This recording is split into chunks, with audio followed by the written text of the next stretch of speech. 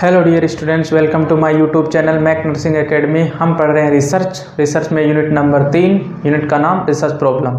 तो इस यूनिट में हमारा लास्ट टॉपिक है formulation of the research problem. अब हमें क्या करना है, रिसर्च प्रॉब्लम को फॉर्मुलेट कैसे किया जाता है। ठीक है, identify of the research problem हमने पहले देखा। ठीक है, तो इसमें क्या क्या काम करेंगे हम, ये पूरा स्टेप रहेगा। सबसे पहले तो आप ये नोट्स को उतार लें अच्छे से, वीडियो को पॉज करके।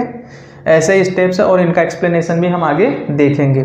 नंबर 1 है selection of a research area. सबसे पहले तो क्या चाहिए, एक एरिया चाहिए। एरिया बोले तो एक सब्जेक्ट चाहिए। सब्जेक्ट क्या चाहिए, सब्जेक्ट। रिसर्चर को रिसर्च करने के लिए एक सब्जेक्ट चाहिए। अब यहाँ पे देखो, रिसर्च के अंदर सब्जेक्ट के दो मतलब आते हैं। इस सब्जेक्ट का मतलब है विषय, इस सब्जेक्ट का मतलब क्या है, विषय। और एक सब्जेक्ट जो आएगा उसको हम सैंपल सिलेक्शन बोलते हैं। सैंपल सिलेक्शन को रिसर्च में सब्जेक्ट ही कहा जाता है। ठीक है, तो सबसे पहले विषय, कौन से विषय पे रिसर्चर रिसर्च करना चाहता है उसका सिलेक्शन होना बहुत जरूरी है। अब सब विषय सेलेक्ट हो गया, सब्जेक्ट सेलेक्ट होने के बाद में रिव्यूइंग द लिटरेचर। क्या करना है, रिव्यूइंग द लिटरेचर। अब क्या करना है, उस विषय से संबंधित जितने भी information internet, books, magazine, newspaper, diaries, notes कहीं पे भी अवेलेबल है, वहाँ से उस इंफॉर्मेशन को निकालना।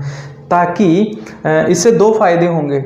रिव्यूइंग लिटरेचर से क्या होगा, पहला तो ये कि जो रिसर्च है वो रेप्लिकेशन नहीं होगी, मतलब एक ही रिसर्च दो बार नहीं होगी। दूसरा पता ये चलेगा कि कोई रिसर्च है वो कहाँ तक रीच कर चुकी है, मतलब वो कहाँ तक हो चुकी है। तो इससे हमें दो फायदे मिलेंगे, ये चीज़ें नहीं होगी लिटरेचर रिव्यू करने से। ठीक है, तो सब्जेक्ट चुन लिया नर्सिंग प्रोफेशन, मेडिकल फील्ड में अंदर nursing profession. Review of literature कर लिया। अब डीलिमिटिंग द रिसर्च एरिया। अब इस सब्जेक्ट को क्या करना पड़ेगा, हमको डीलिमिट करेगा, यानी कि सेंट्रलाइज करना पड़ेगा। क्या करना पड़ेगा, सेंट्रलाइज, यानी कि फिक्स करना पड़ेगा। कोई चीज़ है, घर के अंदर सामान है, ऐसे बिखरा हुआ है, तो उसको ठीक करके हमें क्या करना होता है, जमाना होता है। तो उसको बोलते हैं सेंट्रलाइज करना। एक प्रकार से हम बोल सकते हैं क्राइटेरिया निर्धारित करना। क्या करेंगे, क्राइटेरिया निर्धारित। आप सेंट्रलाइज वर्ड यूज कर सकते हो, क्राइटेरिया वर्ड यूज कर सकते हो, डीलिमिटिंग वर्ड यूज करते हो, सीमा परिधारण, ऐसा कुछ हिंदी में होता है इसका। ठीक है, ये काम हो गया। इससे फायदा क्या होगा कि जो विषय था मेडिकल फील्ड, उसमें एक सब्जेक्ट चुन के आ गया नर्सिंग फील्ड, या विषय नर्सिंग फील्ड, उसमें एक छोटा टॉपिक चुन के आ गया सर्जिकल। ठीक है, या पोस्ट ऑपरेटिव पेन, कोई भी एक टॉपिक निकल के आ गया, किससे, डीलिमिटिंग करने से। उसके बाद में हमें क्या करना है, इवेल्युएशन करना है, इवेल्युएट द रिसर्च प्रॉब्लम। अब एक प्रॉब्लम निकल के आ चुकी है तो उसको हमें इवेल्युएट करना है और देखना है कि ये रिसर्च करने लायक है कि नहीं। जो हमने क्राइटेरिया पहले देखे थे उस क्राइटेरिया के अंडर आता है कि नहीं वो प्रॉब्लम जो हम इवेल्युएट कर रहे हैं। यदि उस क्राइटेरिया के अंदर वो आ रहा है तो definitely formulate the final statement. क्या करेंगे बच्चों, formulate the final statement of research problem. ठीक है, अब इसको हम डिटेल में देखते हैं। आप ये नोट्स उतारिए।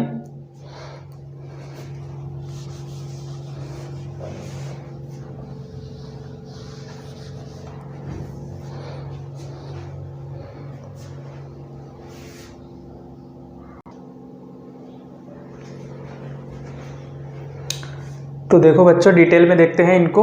नंबर 1 था हमारा selection of a research area. Selection of a research area में क्या बताया गया है, the area will be selected from personal experience, literature,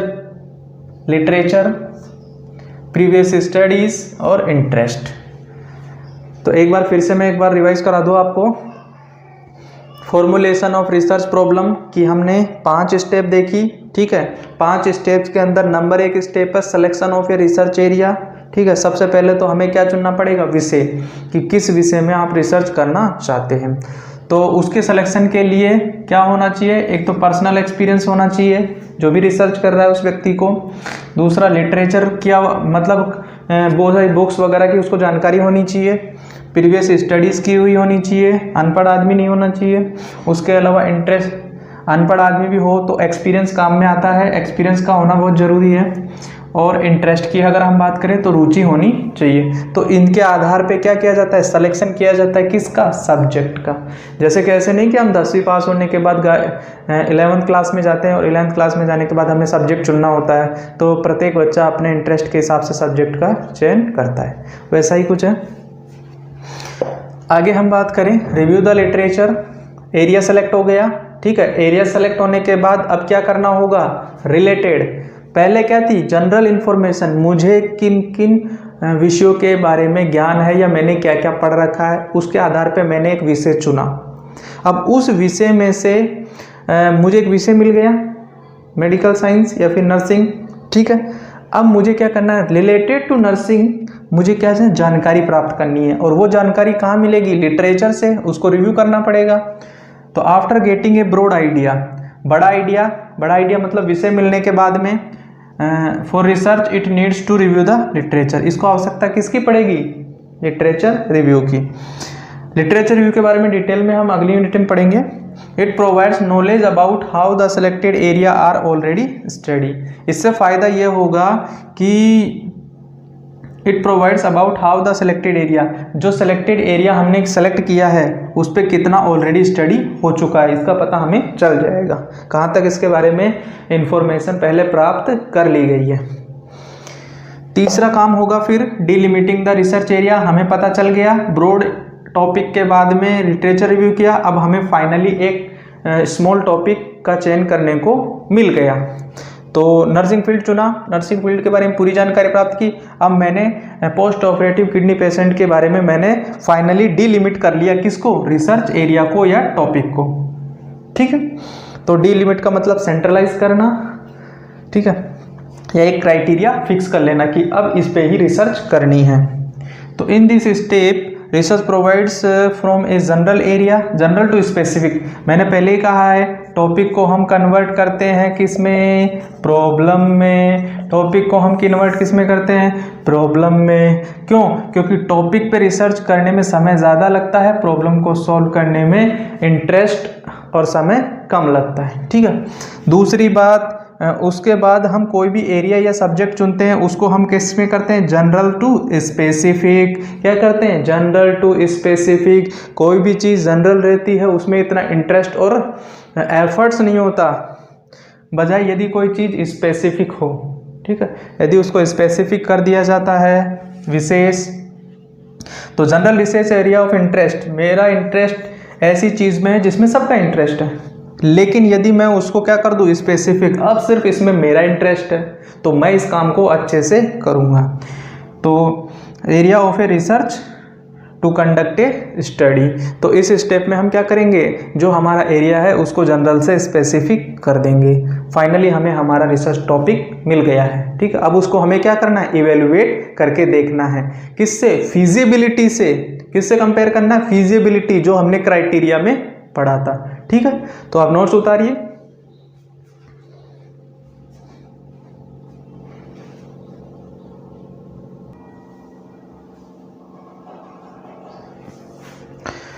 तो आगे नंबर 4 है evaluating the research problem. Evaluating the research problem, ठीक है। तो चौथी जो स्टेप रहेगी फॉर्मुलेशन के अंदर वो इवेल्युएशन रहेगी। The research problem is clear about the specific research problem. देखो पिछली स्टेप नंबर 3 में हमने क्या किया था, जो टॉपिक या प्रॉब्लम थी उसको जनरल से क्या किया था, स्पेसिफिक किया था, ठीक है। तो स्पेसिफिक होने के बाद नेक्स्ट काम जो रहेगा हमारा वो क्या रहेगा कि उस प्रॉब्लम को केयरफुली क्या करना है, हमको इवेल्युएट करना है।